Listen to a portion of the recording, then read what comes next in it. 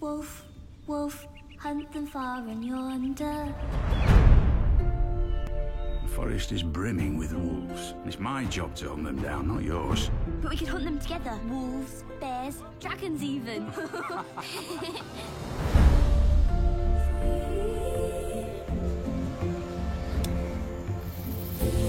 She's one of them wolf walkers. Wolf walkers?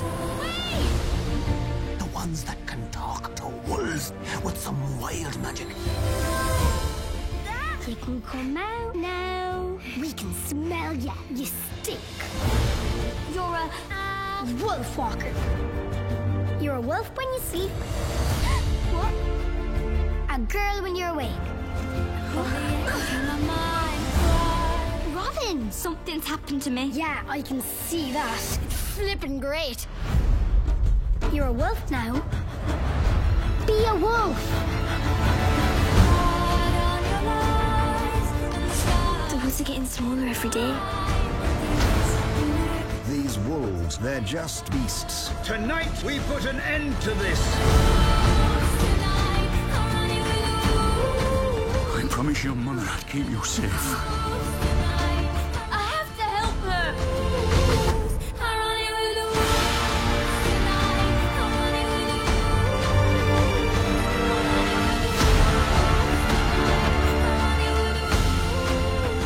You have to leave. No way. I scared him off.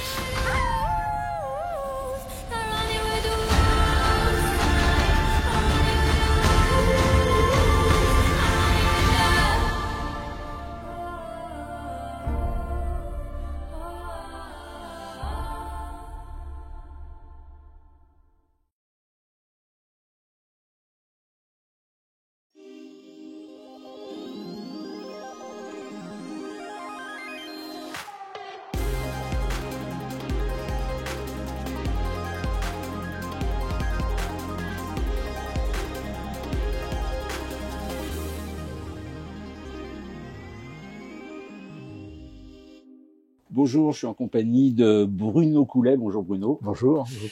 Bruno Coulet, qu'on ne présente pas, mais que je vais quand même présenter très brièvement, parce que sa filmographie est longue. On va parler juste peut-être de deux axes, les films animaliers, disons, on va dire Microcosmos, le peuple migrateur et quelques autres. Et puis, d'un autre côté, pour prendre pas deux extrêmes, mais disons deux parties de ta carrière assez différentes, toute la série de films que tu as fait ces dernières années avec Benoît Jacot, donc qui est plus un registre, on va dire, plus cinéma d'auteur. Et puis, au milieu de tout ça, ou ailleurs peut-être, la collaboration qui maintenant dure depuis 3 films avec Tom Moore, qui est donc un réalisateur de films d'animation irlandais. Donc après Brendan et Le Secret de Kells, c'est ça? J'ai toujours du mal avec ça. Voilà. Le Chant de la Mer, maintenant, c'est Wolfwakers, ou alors Le Peuple Loup en français, donc que j'espère nous verrons bientôt sur nos écrans en France. Donc c'est la 3e collaboration. Bruno, comment tu as abordé cette 3e collaboration? Est-ce qu'il y a toujours le même enthousiasme à travailler avec Tom Moore? Parce que je sais que tu es un grand amateur de son cinéma et du travail avec lui. Est-ce qu'il y a quelque chose qui est toujours aussi vivant entre vous?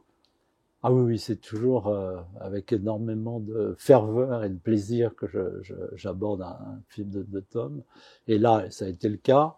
Le danger des collaborations, c'est qu'on finit par se reposer un peu sur ce qu'on a fait auparavant. Là, donc on a essayé de sortir des habitudes des prises sur les 2 premiers films et de faire des choses un peu différentes, un peu nouvelles, tout en continuant à travailler avec le groupe traditionnel irlandais qu'il a. Mais non, j'adore cet univers, j'adore cet univers graphique, coloré. C'est un univers qui parle tellement aux musiciens que c'est un rêve. Comment tu décrirais cette 3e collaboration? Enfin, déjà le film qui est donc une sorte de conte autour des loups et une sorte de rapport entre les loups et les humains un peu particulier. C'est un film de contraste pour moi. La ville, qui est très raide, assez sombre, et au contraire une forêt avec des couleurs extraordinaires, une sorte de liberté, de profusion comme ça, de formes et de couleurs. L'opposition entre l'Irlande et l'Angleterre de Cromwell, et puis entre les hommes et les loups, et aussi un film de métamorphose, ce qui est formidable pour l'orchestration, quoi, et pour les voix notamment. Essayer avec la musique de créer, oui, tout un ensemble de métamorphoses de timbres, même si je pense que le spectateur s'en rend absolument pas compte, mais qui fonctionne d'une façon un peu secrète et magique, j'espère, avec le film. Avant peut-être de rentrer dans le détail de ta partition et de certaines séquences peut-être du film, est-ce que tu peux nous décrire un peu la manière dont vous collaborez avec Tobe Moore? Parce que déjà, sur un film d'animation, en général, je crois que les temps sont plus longs que sur un film de prise de vue réelle. Oui, ce sont les seuls films sur lesquels je suis en avance. Et il y a aussi, je pense, une quantité de musique globalement un peu plus importante que là aussi que sur les films de prise de vue réelle. Comment vous abordez cette collaboration en général avec Tobe Moore? En fait, il m'envoie très vite une sorte d'animatique, de dessin animé comme ça, avec les voix. Et c'est évidemment pour moi qui suis très sensible aux couleurs, à l'atmosphère, c'est plus difficile d'imaginer là l'orchestration définitive. Mais j'arrive quand même maintenant avec l'habitude, avec Tom, à imaginer ce que sera à peu près ce que seront ces dessins qui sont assez sommaires, mais quand même avec des cadres assez précis et qui me donnent à la fois l'idée de ce que sera donc le cadre, l'ambiance du film, mais aussi la structure du film.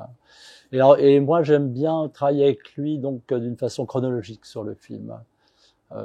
Trouver un thème qui sera un motif que je vais pouvoir varier, mais qui donnera une unité au film. Et voilà, donc il m'envoie je dirais par exemple une première bobine, et moi petit à petit je fais des maquettes que je lui envoie, et ils étaient deux, hein, parce qu'il y avait aussi Ross, et les deux m'envoyaient donc leurs commentaires, et en fonction de ça je continuais ou je changeais d'optique. Et tu as quand même une vision d'ensemble du film. Tu as, j'imagine, quand même un scénario. J'ai le scénario, mais moi j'ai beaucoup de mal à envisager la musique au moment de la lecture du scénario. J'ai besoin de voir. Et quand même, c'est animatique. C'est la même chose. Là, je travaille avec Henri Selick. J'arrive, peut-être parce qu'ils sont remarquablement bien faits, que les voix sont là quasiment. J'arrive à voir la structure du film et à voir ce que le film va dégager plus tard comme ambiance, comme climat et quelle musique je pourrais imaginer sur le film.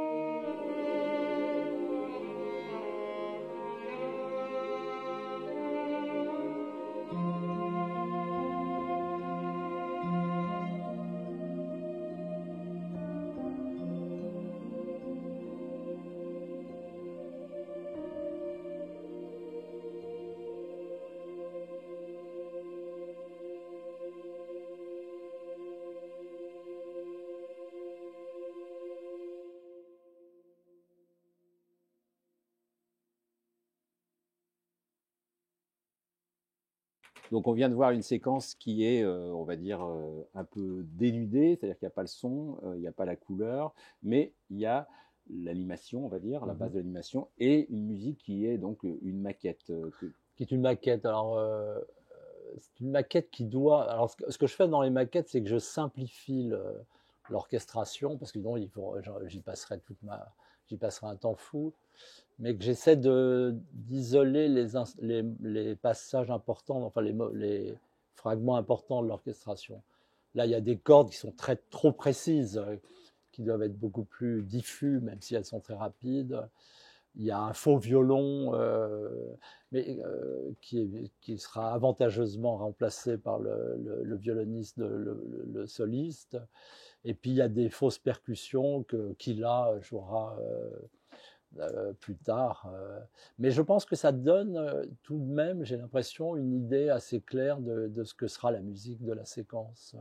Quand on regarde le résultat final qu'on verra, tu vois une énorme différence, hormis ces différences de sonorité qui sont évidemment très importantes, entre un échantillon et puis un musicien qui joue en studio, évidemment. Oui, parce que, alors évidemment, l'orchestration est définitive, donc il y a beaucoup plus Et puis je trouve que ce qui est important, c'est l'expression et l'émotion.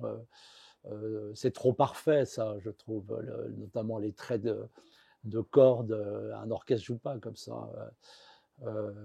Donc ce côté un peu imparfait finalement du vrai enregistrement me touche beaucoup plus, donne une chose beaucoup plus émouvante à la séquence. Même chose pour le violon. Un violoniste va jouer avec une palette de couleurs infinie, qui parfois même nous surprend, alors qu'on indique même les nuances, que tout est inscrit, les notes, les hauteurs. Mais l'interprétation, c'est l'interprétation qui, moi, me rend fou, quoi. Il y a une violoniste chez Killa qui a un son tellement magique que tout d'un coup, quand ma musique est interprétée de la sorte, elle prend une autre force, une autre émotion. Ouais. Whoa!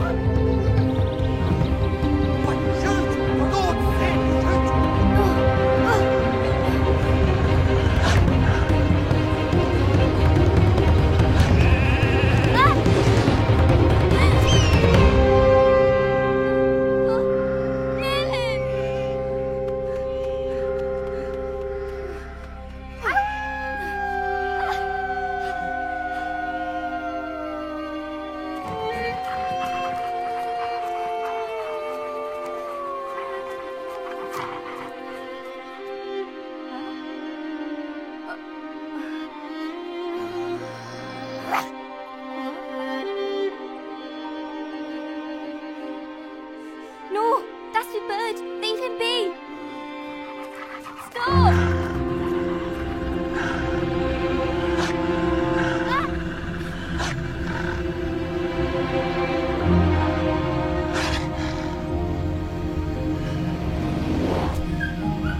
Robin!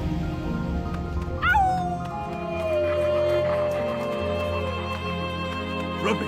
Merlin, he's gone. We have to get him back. Could have been eaten alive. What were you thinking? What are you doing out here? I was trying to help you. Help me! I told you. You shouldn't be out here. This is why. Father thinks of Merlin. Lass. No. No, you're not going after him. Not in there. But we can't leave him. Look, I promised your mother I'd keep you safe.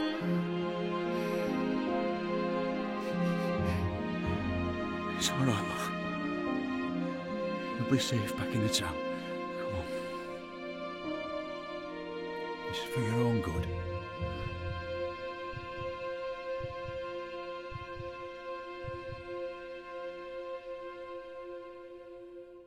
Oui, tu parlais de l'esthétique du film, des couleurs. C'est vrai qu'il y a quelque chose de presque un peu fauve dans ce film-là. Ça provoque quoi chez toi? Enfin, tu en as déjà un petit peu parlé, mais si on va un tout petit peu plus loin. Dès que je commence à avoir des couleurs, là, je peux même changer. C'est pour ça qu'au départ, je m'attache au thème du film, mais après vraiment à l'idée de l'orchestration, de l'instrumentation, parce qu'il y a des couleurs sur lesquelles je serais incapable d'utiliser une certaine orchestration. Les couleurs, c'est complètement subjectif, mais pour moi, appellent des tonalités aussi, des climats musicaux. Et donc, ces couleurs, oui, très vives, un peu fauves, comme tu dis, appellent, oui, une orchestration assez foisonnante, avec plein de mélanges de timbres hétéroclites. Alors que sur la ville, on est sur quelque chose de beaucoup plus sombre, peut-être un peu plus schématique musicalement. Ce qu'il faut expliquer pour ceux qui n'ont pas vu le film, c'est qu'en effet, il y a un peu deux endroits, enfin deux univers presque parallèles, l'espèce de village où se passe, disons, la base de l'action, et puis la caverne des loups et tout ce qu'il y a autour, où là, on est plus dans l'imaginaire. Voilà. Mais avec l'idée au début qu'il aura plu d'utiliser les voix voix d'enfants, des chœurs avec lesquels je peux jouer justement sur la métamorphose du loup à l'être humain, enfin de jouer comme ça sur les deux pôles vocaux. Ouais. Oui, c'est d'ailleurs, on va dire presque une habitude d'utiliser les voix un peu dans le travail que tu as fait avec Tom Moore. Peut-être là, c'est encore plus marqué que oui. Notamment dans Le Chant de la mer, où il y avait une chanson. Il y avait une chanson, mais qui venait du film. Ouais. Oui, moi j'aime beaucoup ça. Je pense que ça ramène évidemment à l'univers du conte, du fantastique aussi. Les voix peuvent créer de la terreur aussi, parce que le film parfois est assez tendu. Et donc, il y a tout rien que par le timbre d'une voix, et notamment des voix de jeunes comme ça, des voix d'enfants, adolescents, il y a une sorte d'innocence qui finalement, en contraste des images violentes, amène encore plus de terreur, je trouve, qu'un énorme orchestre qu'on avait par ailleurs. Tom Moore est irlandais, c'était assez marqué, je crois, dans le film précédent, cette ambiance celtique, on pourrait dire presque gaélique ou en tout cas irlandaise. Ouais. Là, peut-être un petit peu moins, mais enfin, ça reste quand même quelque chose d'important. Est-ce que tu t'inspires du folklore irlandais, ou est-ce que c'est quelque chose que tu laisses complètement de côté par rapport à une approche de la musique? Non, j'essaie pas de faire la fausse musique irlandaise. En revanche, je travaille. Et sur les 3 films de Tom, ça a été comme ça, avec un groupe irlandais qui s'appelle Killa, et qui, d'une certaine façon, par leur interprétation, ramène la musique à quelque chose de plus ethnique, plus celte. Alors je leur écris leurs voix, et puis alors ils lisent pas la musique, mais on est en studio, et puis chacun joue une partie, et hop, c'est un peu comme si le thème qu'ils jouaient passait de l'autre côté du miroir. Ils sont des interprètes merveilleux, et ils arrivent à en faire une chose irlandaise, alors qu'au départ, pour moi, c'est des choses de musique abstraite, enfin sans connotation ethnique. You are the 2 members of the Killa group, yes? Yeah. What are your feelings about the works with Bruno? It's not the first time for you in Wolfwalkers. You have some habits to work together. What are your feelings? I suppose we're growing. Bruno is helping to teach us how to live in an adult world. We're musicians. We're like children. We play with music. Working with Bruno is like working with a grown-up. Are you familiar with the movie world, or I mean the film music, or it's your first time? More now than when we started. We used to make Dee, who plays the fiddle, she went to college, to film college, and Brian, and we used to make music for student films, but this is this is bigger and better and more challenging. What are the main qualities and the main défauts, comment on dit défauts the main qualities of Bruno and the bad qualities? No. I suppose everyone's different. For me, Bruno has patience. That's something I have to learn. He's got grace. He's got manners. And he's got ears. The bad qualities, he coughs. We know. Est-ce que c'est arrivé que sur une proposition musicale que tu fais sur une séquence d'animatique, il y ait eu non pas un rejet, mais enfin disons une discussion éventuellement un peu contradictoire avec les réalisateurs, ou bon voilà, en disant c'est pas tout à fait ça. Est-ce que ça fait vraiment avancer voilà les choses, ou est-ce qu'au fond bon, tu as la musique, tu es la maquette de la musique, et que le résultat final est au fond très proche de, même avec toutes les nuances, différences que tu as évoquées, mais enfin malgré tout quand même. Oui, non, il peut par exemple, les réalisateurs peuvent me dire qu'à tel moment la musique doit créer une rupture ou être un peu plus magique, que tel instrument finalement fonctionne pas vraiment avec ce passage. Bon, parfois ça va, ça marche tout de suite. Et c'est toujours intéressant. Alors, moi je dis souvent qu'il faut trahir les metteurs en scène pour leur être fidèle, mais parfois ils peuvent aussi se planter. Enfin, c'est encore une fois très subjectif, mais un réalisateur peut faire du mal à son film avec des idées sur la musique comme ça. Je sais pas, je pense au Lord Protector qui est le méchant, c'est le Cromwell du film. Je pense qu'il faut pas non plus que la musique insiste trop sur la férocité du personnage. Alors ça peut être un élément de discussion, par exemple, de pas trop coller à ce qu'on voit, oui, à ce que sont les personnages. Toi, tu es plutôt un partisan de la musique, on va dire, pas trop illustrative de façon générale. Oui, oui, j'aime pas quand il y a une sorte d'indépendance relative de la musique par rapport aux images. C'est ça, la musique est un personnage qui rôde et qui vient de l'image, mais qui ne se plaque pas sur l'image et qui n'illustre pas ce qu'on voit déjà. Tu parlais un peu de la sonorité, enfin des instrumentistes juste avant. Est-ce que le moment de l'enregistrement est un moment décisif pour toi? Et d'ailleurs, où est-ce que tu as enregistré cette musique? Avec quel, enfin, en dehors de qui là, quel est l'orchestre? Alors il y a plein d'étapes en fait. Alors je commence moi par faire des enregistrements, des claviers, des choses comme ça. Il peut y avoir des solistes qui viennent, que j'enregistre à Paris. Après, on a enregistré l'orchestre à Sofia, à la radio, avec l'orchestre de la radio de Sofia. Un gros orchestre avec un merveilleux violoncelliste avec lequel je travaille toujours là-bas, et un formidable violoniste. Et après, on a travaillé avec Killa. J'adore ça, j'aime beaucoup me déplacer avec les musiques sur un film. Ça crée des strates comme ça, et on rebondit de strate en strate. Après, donc Killa, on les a enregistrés dans un studio en Irlande. Alors parfois ils jouent tous ensemble, parfois je suis un peu comme un médecin, quoi. J'en prends un, le patient, et donc on fait une partie de flûte par exemple, de whistle ou de fiddle, de violon, et puis les percussions tous ensemble, la basse, la batterie. Enfin j'adore ça. C'est un peu comme si j'avais un petit orchestre à disposition, mais et on travaille non pas sur l'écrit, encore que ce qui joue est écrit, mais sur un lien direct entre l'oreille et l'interprétation. Est-ce que les réalisateurs assistent aussi oui, à l'enregistrement? Est-ce qu'ils donnent aussi un ton, enfin leur touche? Oui, parfois ils peuvent.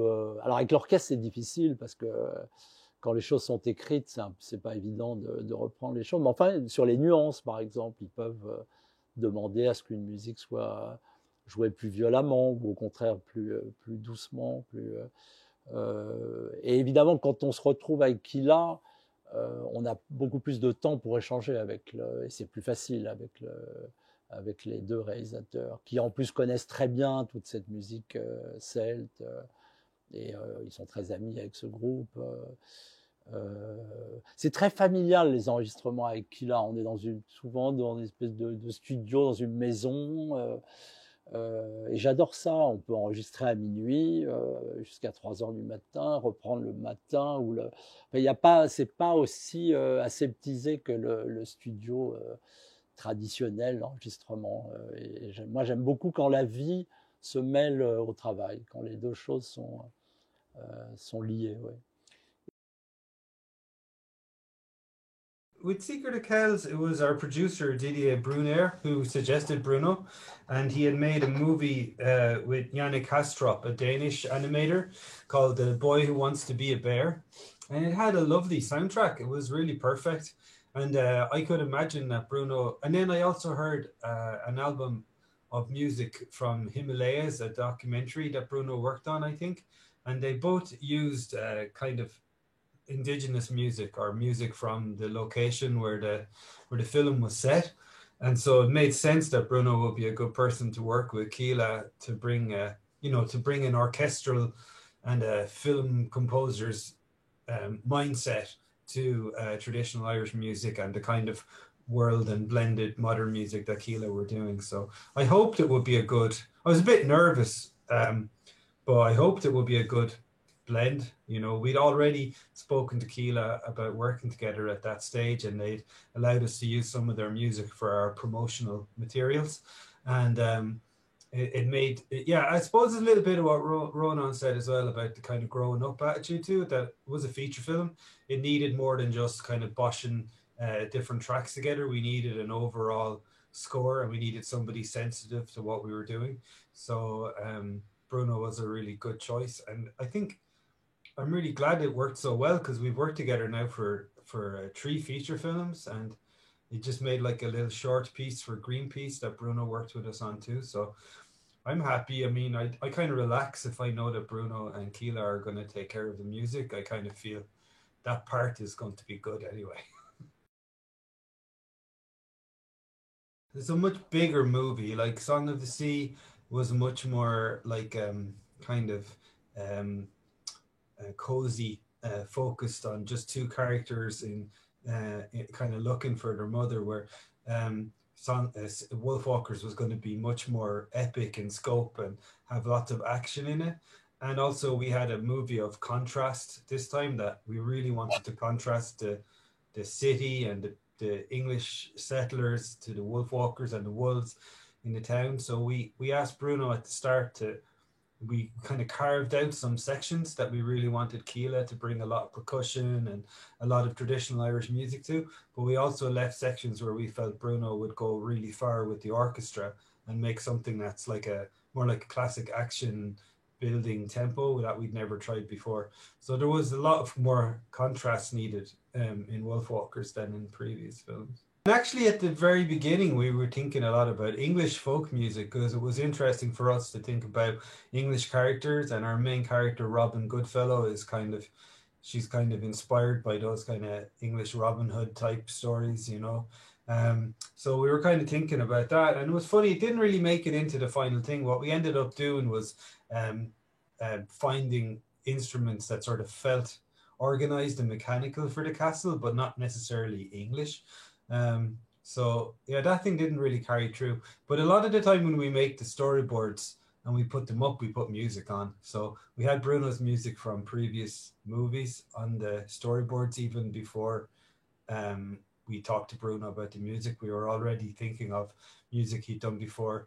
And similarly, there's always been in all the movies a couple of sequences where we just put a Killa track in, and very often we just do a version of the track we put in with the guys to kind of rework what we've done. Probably the trickiest thing was I really wanted this song, the song by Aurora, and I knew it was a little bit unusual of an ask because it was a pop song and it didn't really sound like something either Bruno and Killa would do naturally. So I was really happy that they were willing to work with the singer Aurora to reorchestrate it and bring, Killa's kind of musical arrangements and stuff and Bruno's taste to it, so that it fitted with the rest of the soundtrack.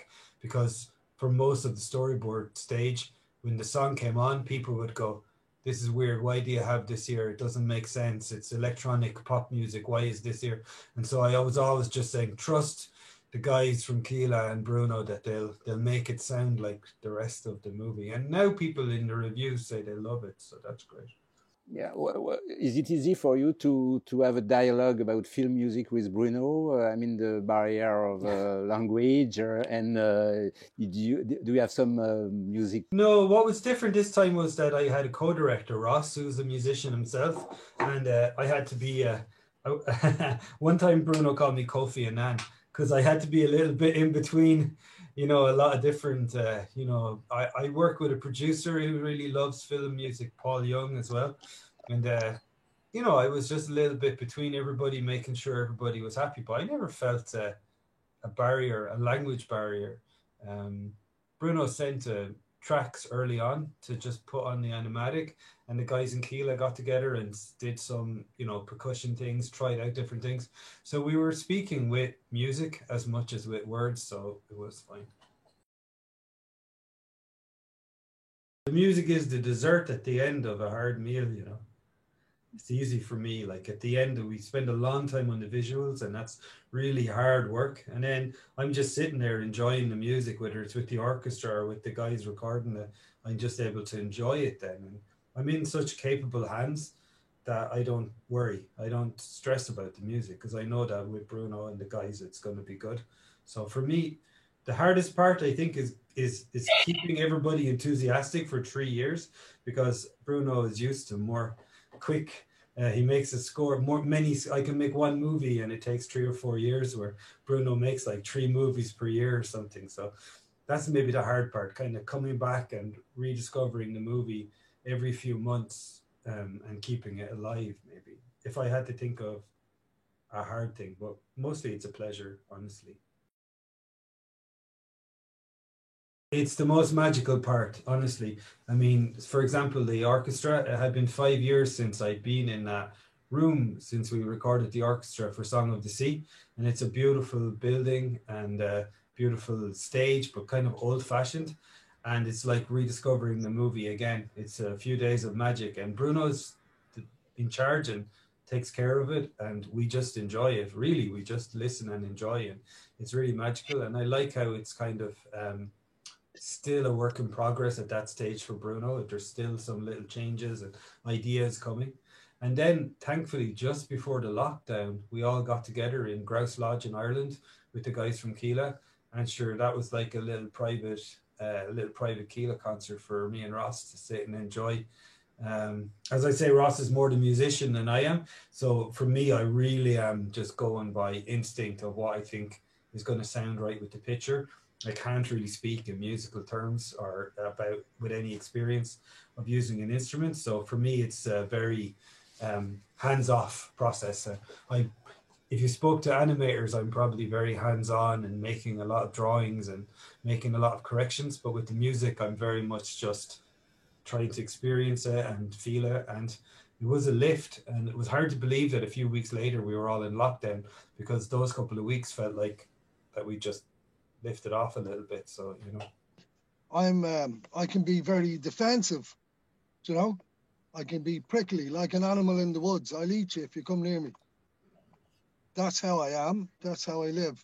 So maybe I'm nervous to meet somebody in the studio, like Bruno, but Bruno has he's got a very good way about him. He's like a samurai. He never belittles anybody's idea. It's a rare quality. You know, if Bruno was someone else, he'd have one leg, I'd have eaten him. You know, in some imaginary argument. But no, he's got a rare quality of not belittling anyone. It's a big deal. So yes, very comfortable, pas problème avec Bruno. Yeah, the same thing for me. You know, it's like, and Ronan, you just said it, like, it's the most comfortable I've felt in a studio environment. But like, you know, in a sitting and recording sense, but also as feeling comfortable to give ideas and knowing that, you know, I'll get an honest answer, that, you know, if I express an idea, if it works, it'll be a yes, and if it doesn't, it'll be a very polite no, and let's try something else, which is actually very comforting and lovely to work with. I think it's nice to work with the whole team over and over again, like Max and Slim. There's a kind of a sense of building experience together that builds trust, I think, as well, when you work with the same team, you know. Yes, for me, it's the best part of the process, working with Killer. It's yes, it's a magic period. It's a very good collaboration because you can go on for the next films. All. We started to have ideas already. It's funny. You can't help but have more ideas every time you work together. You're immediately going, "Oh, I wish we could do another one." But I wish we could draw faster or something, so it didn't take so long. Yes, please. Someone in the studio made a good joke the other day that the 3 movies are based on the three Ds of Irish experience: the church, depression, and English. I like that.